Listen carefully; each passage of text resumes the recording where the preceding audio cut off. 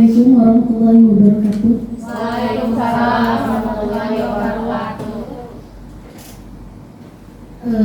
Sebelumnya saya mohon maaf untuk kepada guru sekalian untuk memberikan waktunya untuk sosialisasi saya.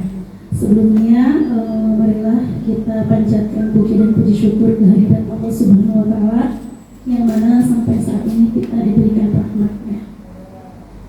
Salawat beserta salam marilah kita sanjungkan kepada junjungan kita Nabi besar Habibana wa Nabiyana wa Maulana Muhammad. Mudah-mudahan kita diberikan syafaat yaumil akhir. Amin ya Allah. Yang terhormat Bapak Kepala Sekolah, yang saya hormati Bapak Ibu Kepala Sekolah beserta Dewan Guru, yang tidak bisa saya sebutkan satu persatu namun tidak mengurangi rasa hormat dan bakti saya kepada Bapak Ibu Guru sekalian. Hari ini saya akan memberikan pemetaan penyebaran tentang budaya positif di sekolah kita.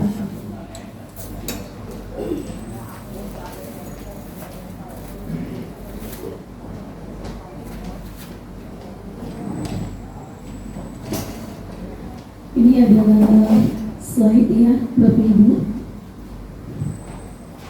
Nah, di sini seorang guru yang baik itu harus menciptakan budaya positif di sekolah. Budaya positif tersebut merupakan perwujudan dari nilai-nilai atau keyakinan universal yang diterapkan di sekolah. Budaya positif diawali dengan perubahan paradigma tentang berdasarkan beberapa penelitian tentang teori kontrol. Semua perilaku manusia pasti memiliki tujuan, begitu pula dengan perilaku siswa. Bahkan sebuah kesalahan yang dilakukan siswa pasti ada alasannya. Itu adalah disebut dengan teori kontrol. Kemudian disiplin positif.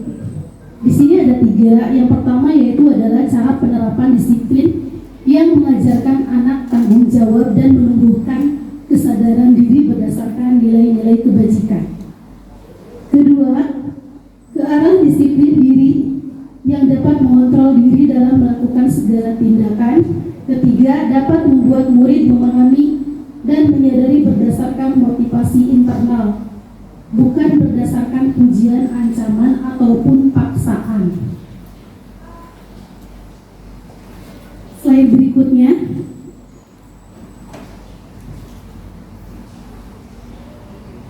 Di sini ada motivasi perilaku manusia. Ya. Yang pertama yaitu adalah menghindari ketidaknyamanan atau hukuman. Kemudian untuk mendapatkan imbalan, pujian atau penghargaan dari orang lain. Kemudian untuk menjadi orang yang mereka inginkan dan menghargai diri mereka sendiri dengan nilai-nilai kebajikan yang mereka percayai. Kemudian motivasi perilaku manusia. Motivasi internal yaitu adalah untuk menjadi orang yang mereka inginkan dan menghargai diri mereka sendiri sesuai dengan keyakinan yang mereka percayai. Kemudian setelah itu dapat menghindari hukuman dan pemberian hadiah atau penghargaan berlebihan agar menghindari motivasi internal. Nah, di sini adalah posisi kita sebagai seorang guru. Yang pertama yaitu adalah posisi penghukum. Yang kedua, posisi pembuat rasa bersalah. Ketiga, posisi teman. Yang keempat adalah pemantau dan yang kelima adalah manajer.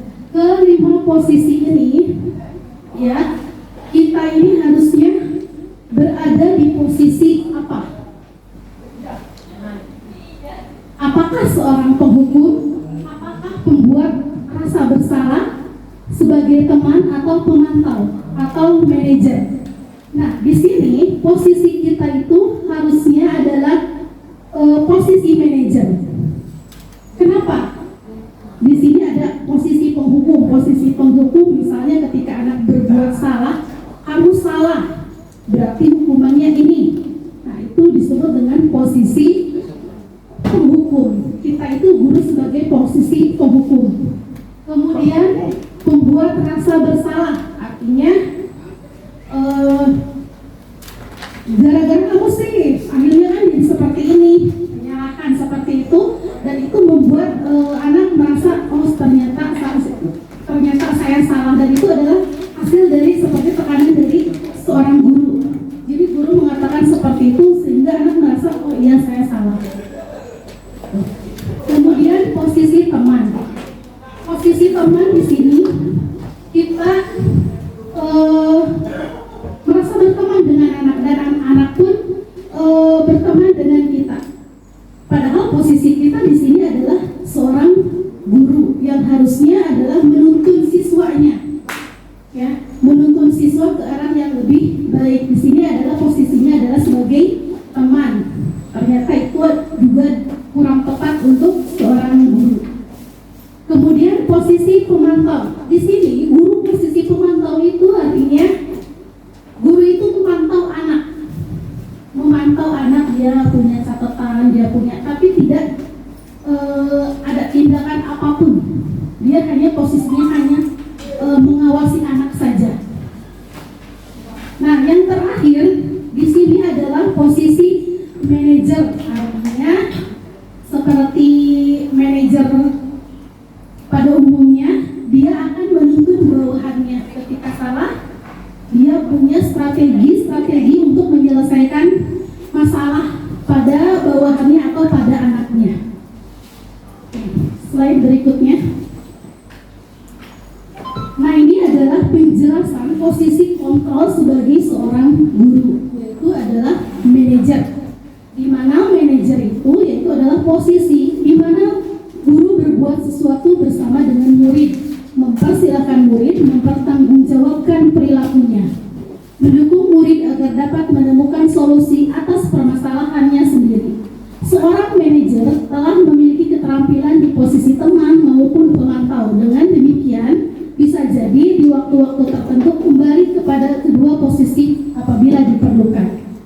Nah, jadi posisi manajer ini bisa jadi gabungan antara posisi pemantau dengan posisi teman, ya, berperilaku dulu sebagai teman, kemudian beliau juga menjadi pemantau, mengamati siswanya seperti apa, gitu. Kemudian slide berikutnya. Di sini ada keyakinan sekolah ataupun kelas. Nah, yang pertama yaitu apa sih kegunaan dari keyakinan kelas ini? Yang pertama, guru berperan dalam mewujudkan terbentuknya keyakinan sekolah atau kelas dengan adanya kesepakatan antara guru dengan murid. Yang kedua, keyakinan kelas merupakan pernyataan yang universal yang mudah diingat, dipahami, dan harus diterapkan di lingkungan sekolah.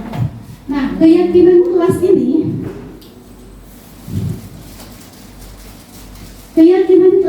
dibuat jadi seperti kesepakatan kelas. Jadi kita menuntun siswa untuk membuat keyakinannya sendiri dan membuat kesepakatannya sendiri. Jadi mereka membuat aturannya sendiri agar bisa dipatuhi oleh dirinya sendiri, sehingga peserta didik tersebut mampu komit terhadap dirinya sendiri dan menimbulkan rasa tanggung jawab pada dirinya sendiri.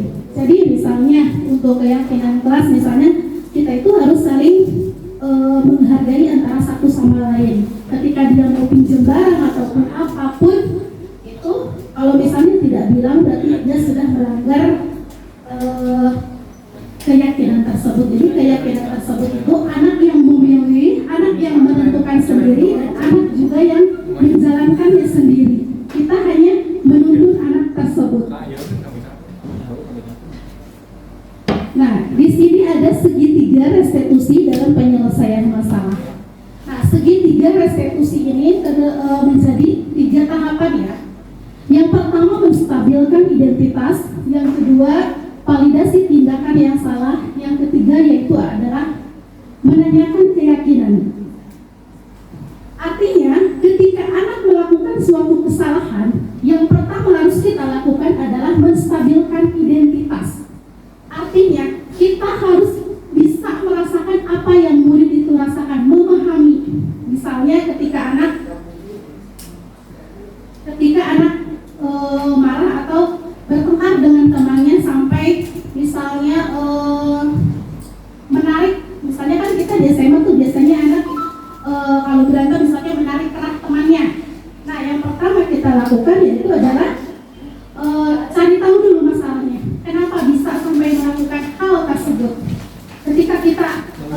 mengetahui masalah tersebut, maka sebaiknya kita mengucapkan wajar.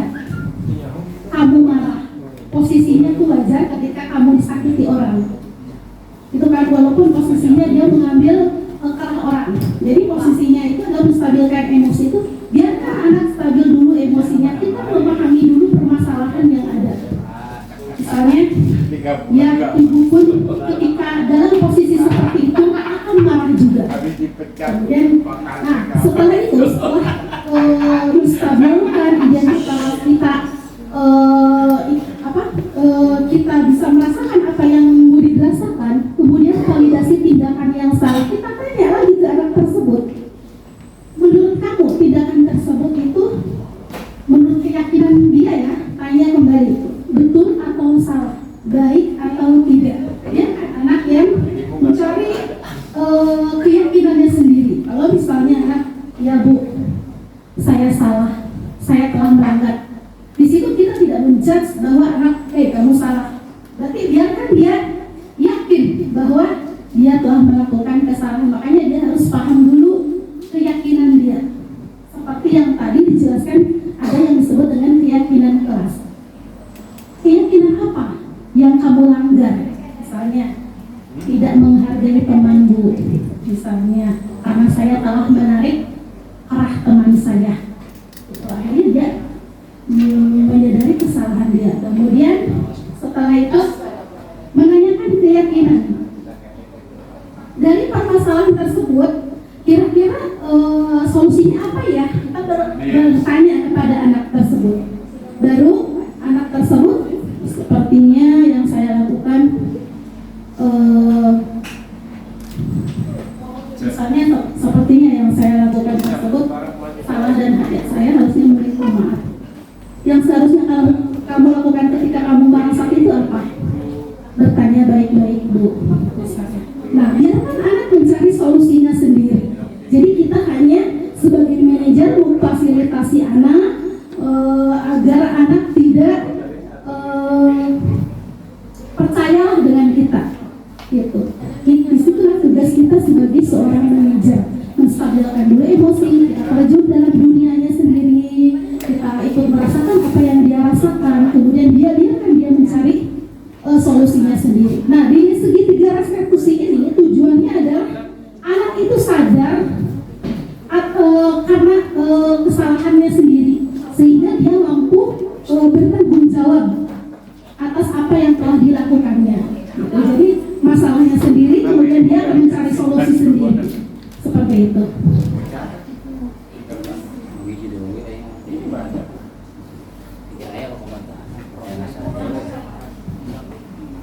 Nah, di sini adalah ada keterkaitan antara budaya positif. Jadi budaya positif, alhamdulillah budaya positif di sekolah kita itu sudah sangat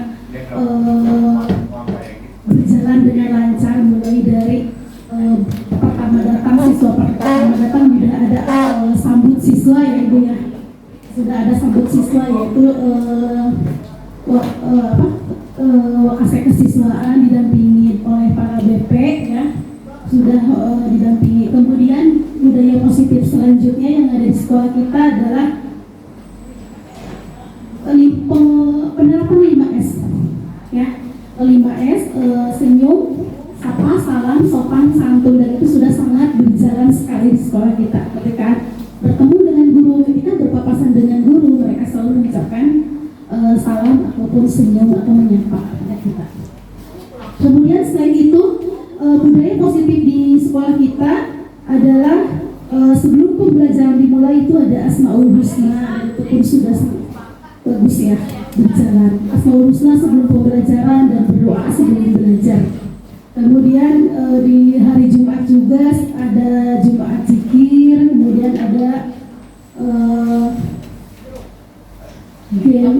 games, kemudian ada mungadoro, ada Jumat sehat, ada Jumat bersih. Pokoknya kegiatan positif, budaya positif di lingkungan kita, di sekolah kita ini sudah sangat bagus. Tinggal kita menerapkan dan meningkatkan lagi budaya tersebut.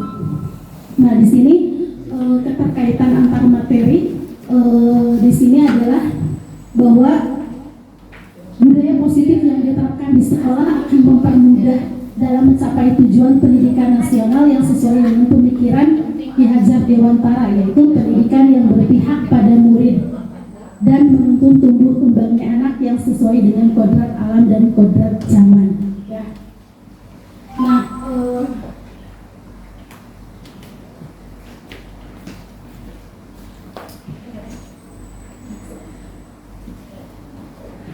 kedua itu adalah keterkaitan antara materi antara budaya positif dengan nilai dan peran guru penggerak, yaitu budaya positif akan terwujud jika seorang guru memiliki peran seperti berpihak pada murid, reflektif, mandiri, inovatif, dan kolaboratif. Di sini berpihak pada murid itu artinya murid diberikan kebebasan untuk memilih pembelajaran sesuai dengan kemampuan, minat, dan bakatnya. Jadi kita tidak memaksakan kamu harus bisa, tidak. Kita sebagai seorang guru hanya menuntun untuk bisa ataupun tidak bisa, atau kemampuannya di bawah rata-rata, itu kembalikan ke Tuhan saja. Ya, kita hanya berusaha mencerdaskan anak bangsa. Tinggal berdoa. Pasrah. Ya, selanjutnya yaitu adalah budaya positif dengan visi guru penggerak. Nah, di sini adalah seorang guru harus memiliki visi dalam pembelajaran, karena adanya visi guru penggerak ini bertujuan agar terbentuknya budaya positif di sekolah atau di kelas supaya tercipta sekolah yang nyaman. Nah, di sini kan visi guru penggerak dan saya sendiri punya visinya sendiri, ya, yaitu mewujudkan peserta didik yang mandiri,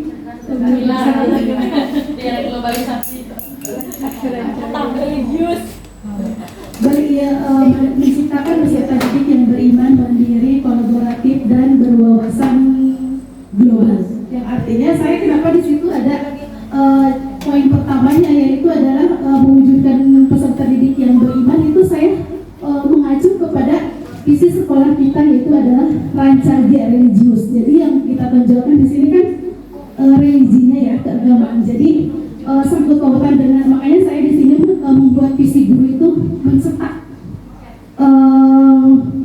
siswa yang beriman. Saya menekankan di sini bahwa setiap anak itu yang pertama harus dilakukan adalah pengenalan terhadap Tuhannya. Jadi setiap segala sesuatu anak itu harus selalu melibatkan Tuhannya. Ketika mau belajar selalu melibatkan Tuhannya dengan cara berdoa. Mau makan misalnya, dia harus melibatkan Tuhannya dengan cara berdoa. Jadi setiap kegiatan yang dia lakukan itu tetap harus melibatkan Tuhan. Makanya di sini mewujudkan peserta didik yang beriman.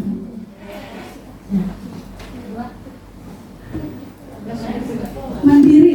Kemudian yang mandiri di sini saya memberikan kebebasan kepada siswa. Artinya saya hanya menyampaikan materinya ini, biarkan anak mencarinya sendiri. Bisa menggunakan alam sekitar, bisa menggunakan internet, bisa menggunakan buku paket yang ada disediakan di sekolah. Itu saya memberikan kebebasan. Yang penting anak mampu menyelesaikan tugasnya sendiri. Kemudian berwawasan global itu artinya anak itu mengetahui banyak hal, gitu, supaya jadi bekal dia di kemudian hari. Nah, ini adalah refleksi terakhir, yaitu adalah saya sudah memahami konsep-konsep inti dari modul budaya positif. Mudah-mudahan budaya positif di sekolah kita terus berjalan sesuai dengan apa yang kita harapkan. Yes. Mungkin pemaparan kali ini selesai. Mungkin ada beberapa pertanyaan dari guru-guru di sini, bahkan atau ada pertanyaan dari senior saya, yaitu adalah guru penggerak yang sudah lebih dahulu jadi guru penggerak. Ada Bu Nurwarda, ada Bu Neni, ya, salah satu motivasi saya juga, motivator. Ya, silahkan, mungkin ada pertanyaan apa gitu. Gak usah pakainya gitu ya. Bismillahirrahmanirrahim. Assalamualaikum warahmatullahi wabarakatuh. Waalaikumsalam. Saya ingin bertanya kepada Bismillahirrahmanirrahim. Assalamualaikum warahmatullahi wabarakatuh.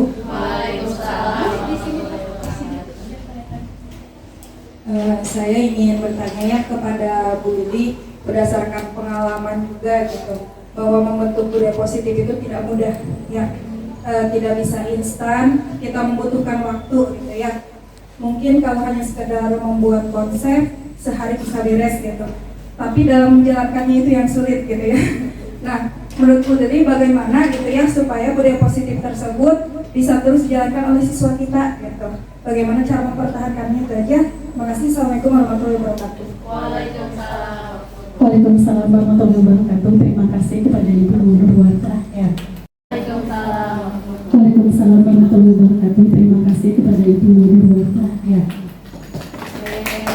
Pertanyaannya adalah untuk mempertahankan budaya positif ini apa yang harus kita lakukan? Yang harus kita lakukan adalah kita berkolaborasi, tentunya berkolaborasi dengan kepala sekolah, berkolaborasi dengan ibu-ibu dan tentunya para senior-senior GP. Oke. Yang mereka yang telah mendahului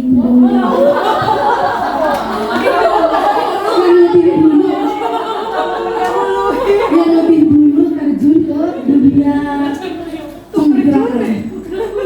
Nah, jadi di sini diperlukan itu adalah kolaborasi atau kerjasama antara guru, kemudian kepala sekolah maupun pihak-pihak yang terkait atau warga sekolah.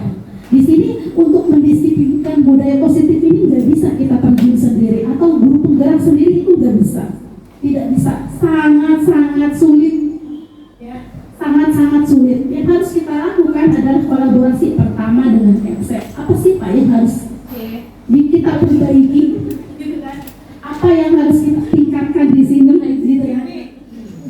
Nah, insya Allah dengan adanya kolaborasi itu semuanya akan berjalan dengan sesuai, karena kan nanti kalau kolaborasi ada pemikiran-pemikiran dari ibu-ibu atau timbulnya gagasan-gagasan maupun ide untuk meningkatkan. Kita nggak bisa misalnya hanya kepala sekolah saja, oh no, tidak bisa, tidak.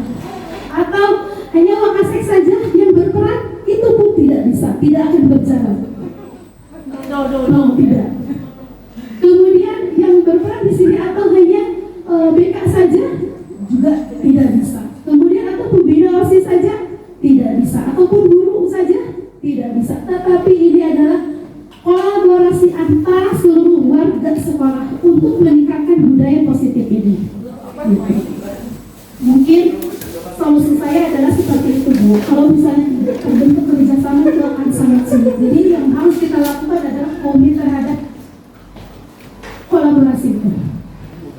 Ya, bagaimana menurut Bapak? Ya, betul ya apa yang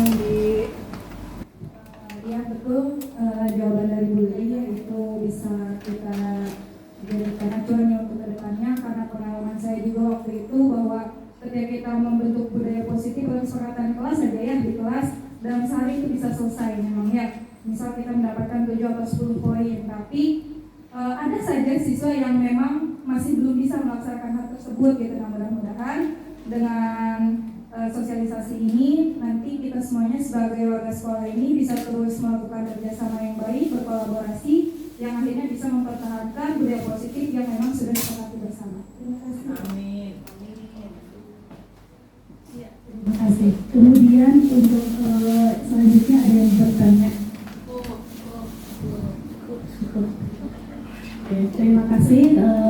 Karena sudah tidak ada yang bertanya lagi, kita tutup pertemuan kita kali ini. Yang mudah-mudahan apa yang saya sampaikan atau sharing ya, ini hanya sekedar sharing tentang budaya positif di sekolah kita. Mudah-mudahan apa yang kita harapkan sebagai guru itu kan untuk murid-murid kita tentunya, mudah-mudahan tercapai tujuannya. Apabila ada kata-kata saya yang kurang tepat atau yang kurang pantas, mohon dibukakan pintu maaf yang selebar-lebarnya. Mungkin cukup sekian dari saya. Wabillahi taufiq wal hidayah. Wassalamualaikum warahmatullahi wabarakatuh.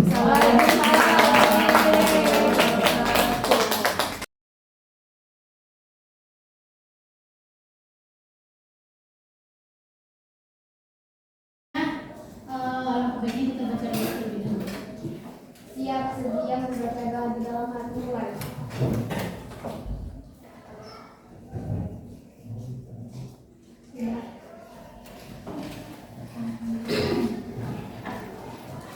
Oke, selamat siang anak-anak. Hari ini kan jamnya wali kelas ya. Ini adalah jam pertama wali kelas di minggu ini ya, di pertama awal kita masuk. Nah, sebelum kita memulai pembelajaran selanjutnya ya, sekarang Ibu mau bimbingan dulu nih. Nah, sebelum bimbingan ya, Ibu di sini ada sticky note ya. Buat apa sih ini? Ya, kita akan membuat kesepakatan kelas. Ya, kesepakatan kelas artinya kesepakatan kelas itu adalah aturan yang telah kita sepakati. Ya, jadi nanti misalnya kalian maunya apa, kalian yang menentukan, kalian yang mengusulkan, dan kalian juga yang akan melaksanakan kesepakatan tersebut. Ya, nah sebelum itu kalian juga harus tahu nilai-nilai kebajikan atau nilai-nilai kebaikan yang ada di kelas. Contohnya apa? Coba kebaikan yang ada di kelas. Tidak membuang sampah sembarangan. Oke, tidak membuang sampah sembarangan. Terus mengerjakan tugas, mengerjakan tugas tepat waktu. Terus apa lagi? Melakukan piket kelas. Piket sesuai dengan jadwalnya. Terus apa lagi? Itu kebaikan kan? Nah, kalau nilai-nilainya apa aja? Misalnya kita harus bersikap jujur, gitu. Apa lagi? Baik, sopan. Terus apa lagi? Apa lagi? Coba sikap-sikapnya apa lagi? ramah, Iya, sopan itu masuk ke. Apa lagi? Gotong royong perlu nggak? Gotong royong ya, kalau misalnya piket itu juga harus gotong royong. Apa lagi? membantu teman, Iya, membantu teman itu masuk ke gotong royong. Terus apa lagi? Menghargai. Berarti harus saling menghargai. Saling menghargai pendapat teman. Apa lagi? Nilai-nilai kebajikan di kelas kita apa? Tanggung jawab. Penting gak itu? Penting. Untuk apa? untuk kita, Iya, contohnya apa? Iya, mengerjakan tugas. Kemudian apa lagi? Mandiri.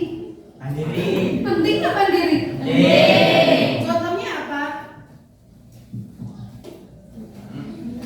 mengerjakan tugas sendiri, Iya, mengerjakan tugas secara mandiri. Tidak bergantung pada orang lain. Bergantung pada orang lain yang contek ya, karena itu hasil usaha sendiri ya.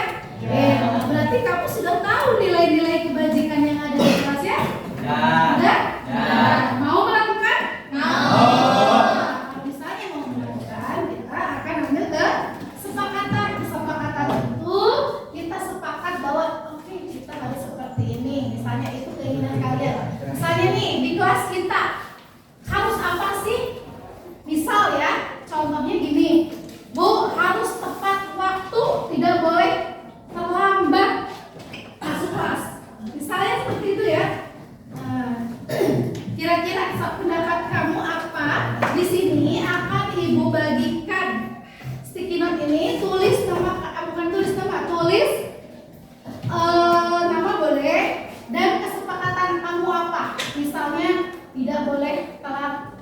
Kemudian ada yang bilang boleh telat asal sebentar. Ya kan? Boleh. Telat dikit kan? Apa lagi?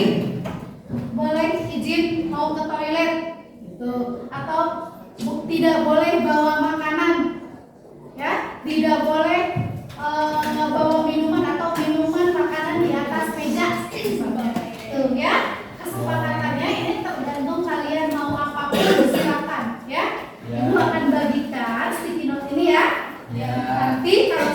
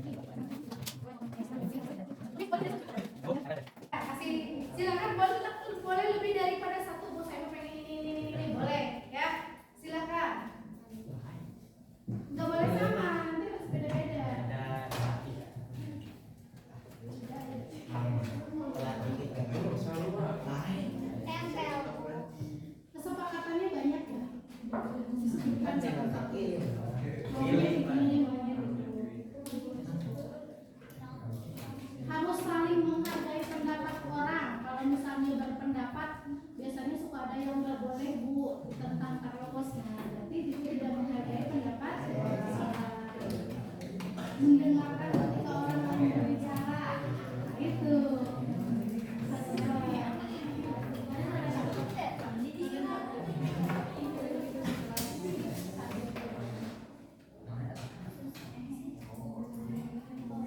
Tidak boleh.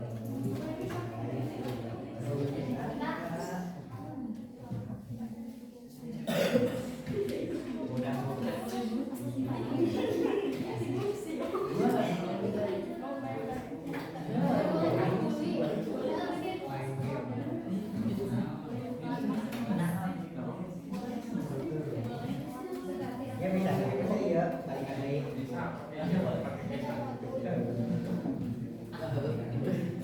Oke, gimana? Ada yang udah? Udah. Kalau misalnya udah, boleh ditempelkan ke depan, tapi berurutan ya. Misalnya barisan ini dulu, kemudian barisan ini ya, biar tidak bertumpuk-tumpuk. Tidak perlu kata-kata yang penting bukti. Oke, misalnya gini ya, ibu kasih contoh dulu ya. Nih, misalnya ini kesamanya nih, tempel di sini. Pelan-pelan aja ya, nanti bisa ketahuan. Ya. Dekat sini. Nah, ini contohnya tempel di sini. Nanti kalian tempel juga di sini ya. Ingat satu-satu. Dimulai ini udah semua kelompok gini? Udah. Kalau misalnya udah, silakan tempelkan. Satu-satu.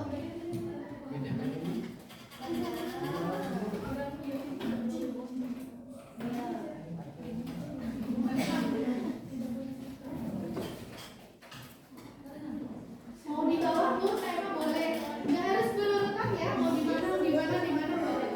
Ya, sok, ayo. Barisan ini silakan.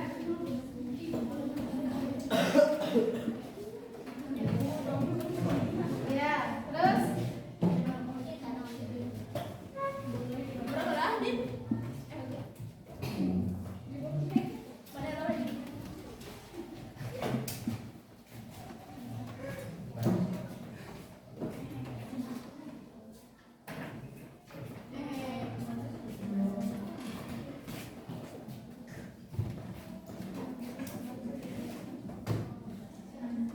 Ya udah semua garis itu. Ya sekarang barisan yang ini silakan tempelkan sedikitnya. Silakan. Oke, terus. Jalan mau berbicara. Ya bebas ya, mau di pinggir, mau di atas, mau di bebas. Ya boleh. Ya. Boleh. Terus silakan.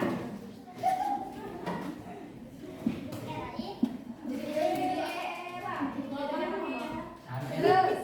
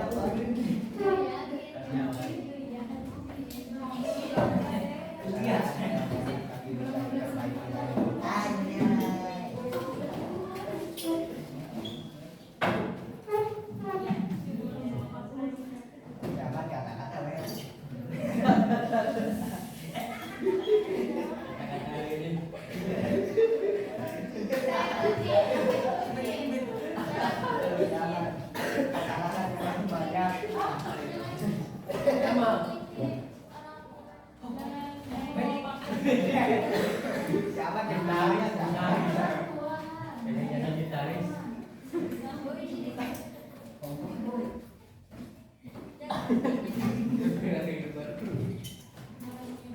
buat. Barang mana? Ambil apa? Kata-kata hari ini. Kata-kata hari ini sama. Kata-kata hari ini sama. Terus masih ada? Duit.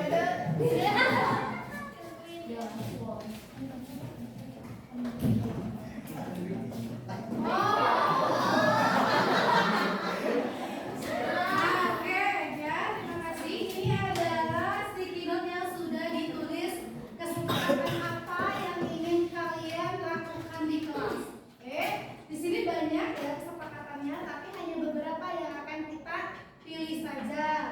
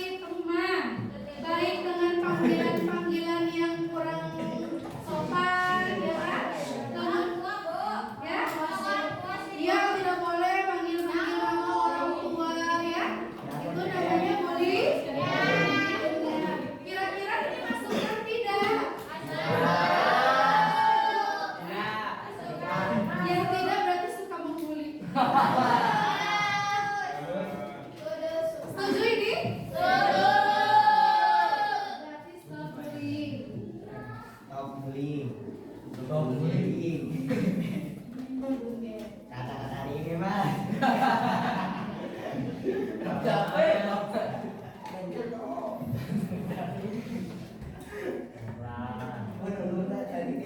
Taman Naik ke sana. Gimana taman? Oh, muara itu.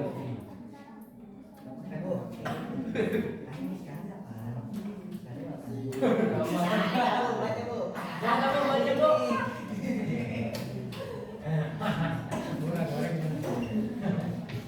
So bullying ini berarti kita harus saling menghargai ya. Ya, menghargai orang lain. Oh, bullying atau menghargai orang lain. Masuk berarti ya. Kemudian di sini tidak boleh buang sampah sembarangan, artinya kelas harus selalu bersih. Setuju tidak? Oke nih.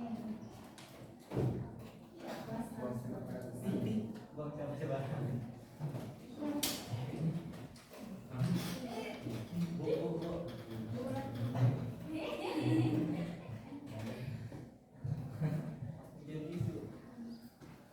Ah, ini ada. Ini ada yang boleh tidur di kelas saat jam pelajaran. Boleh tidak?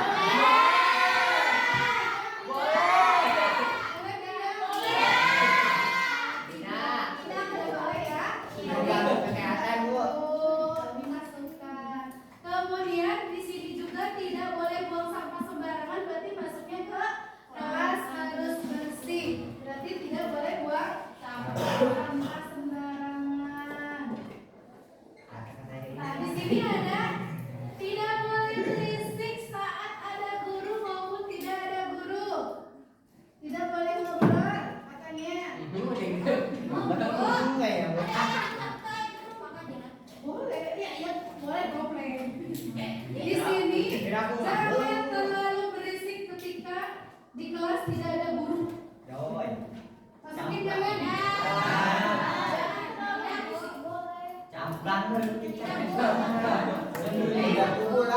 Boleh tidak? Nanti silakan katanya ngobrol. Ya, kalau tidak ada guru. Kemudian ini tidak boleh coret-coret, boleh? Ke semua ya, ke meja, coret-coret semua itu boleh tidak? Ini adalah vandalisme, berarti masuknya ke kelas selalu bersih. Oh ya, kelas selalu bersih. Berarti coret-coret ini juga masuk ke kelas selalu bersih ya. Nah, ini ke WC boleh, jangan lama. WC boleh? Boleh, WC masa nggak boleh? Kalaupun kegiatan belajar mengajar ya, boleh ke WC. Asal jangan. Saya tahu.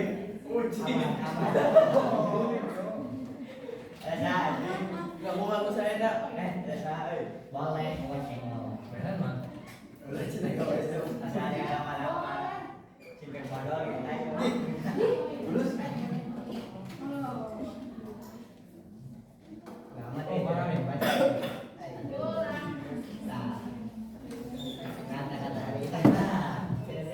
Rawan dia masih air. Hujan masih ada.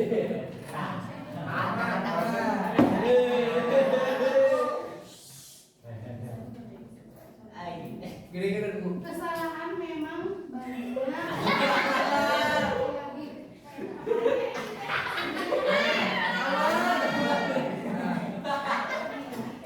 Mendengarkan orang lain bicara.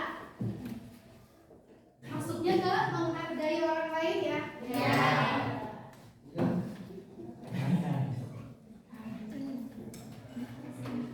Ini sama nih, harus menjalankan tugas piketnya masing-masing. Ya? Ya.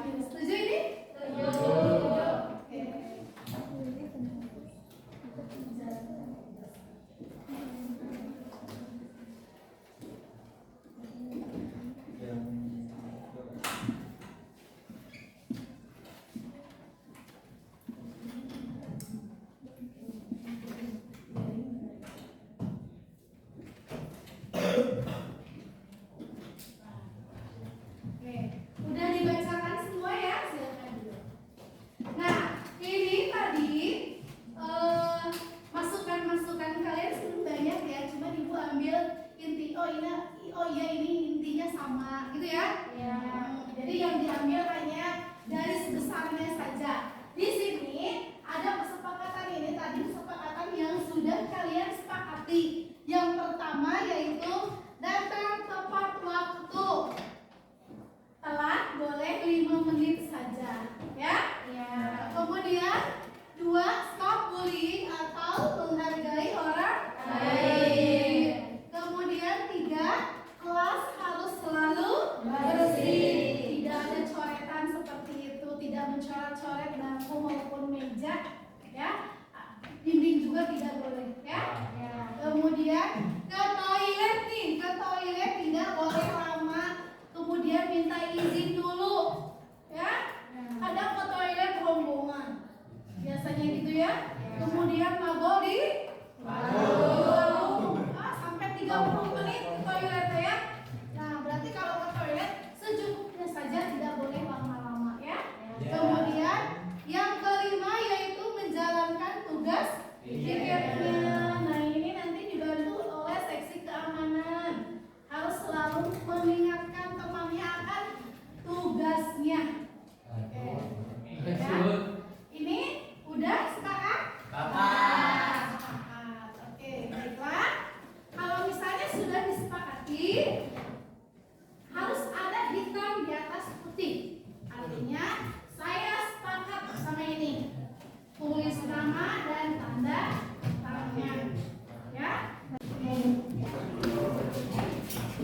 Ya, silakan tanda tangan dulu sebagai persetujuan kesepakatan dibuat, ya. Di sini nama, kemudian tanda tangan. Di sini nama kamu.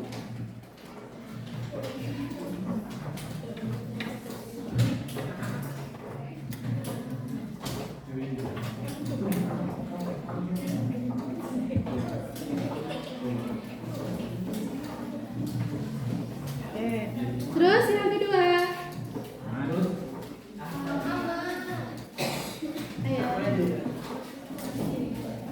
Ketiga.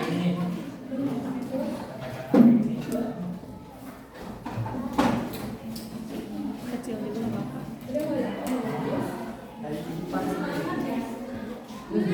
Iya, ketiga.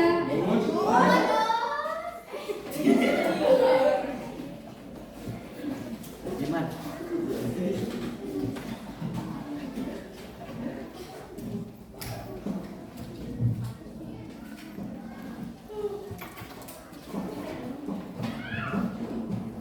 Keempat.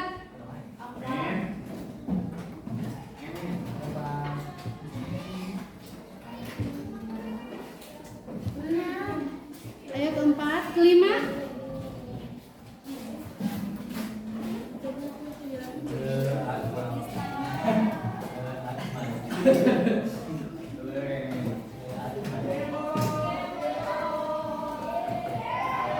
Angkat tangan, Bu.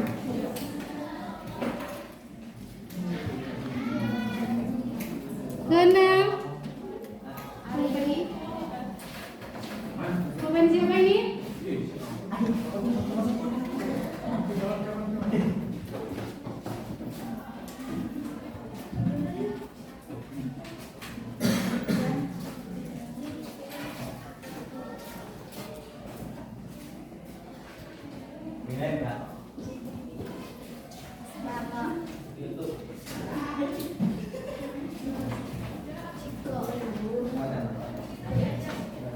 Tujuh ya. 8.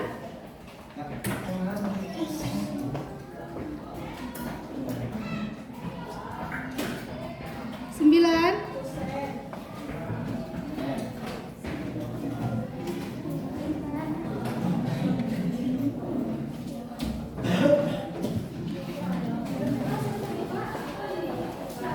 Selanjutnya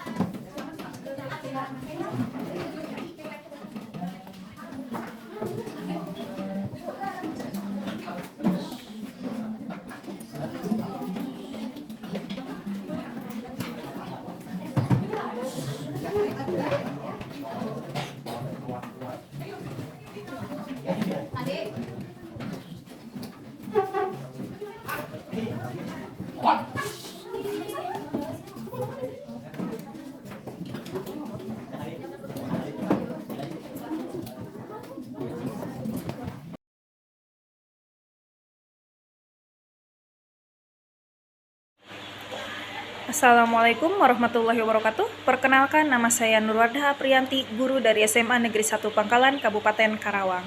Saya merupakan rekan dari Ibu Lilih Nurul Maulida, CGP Angkatan 8 Kabupaten Karawang.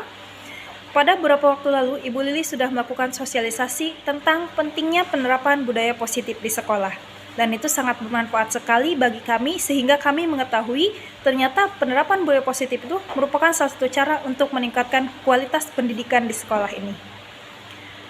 Kemudian, pada kesempatan tersebut juga Ibu Lili memaparkan apa itu budaya positif, kemudian apa pentingnya, bahkan bagaimana cara untuk menerapkan budaya positif di sekolah kita. Diharapkan ada kerjasama dan kolaborasi dari semua warga sekolah agar budaya positif di SMA Negeri 1 Pangkalan ini bisa tercipta dengan baik. Terima kasih, itu saja. Assalamualaikum warahmatullahi wabarakatuh. Assalamualaikum warahmatullahi wabarakatuh. Perkenalkan, nama saya Lili Suryani SPD. Saya sebagai rekan sejawat Ibu Lilih Nurul Maulida SPD, calon guru penggerak angkatan ke-8. Beberapa waktu lalu beliau telah menyampaikan pengimbasan tentang budaya positif di sekolah.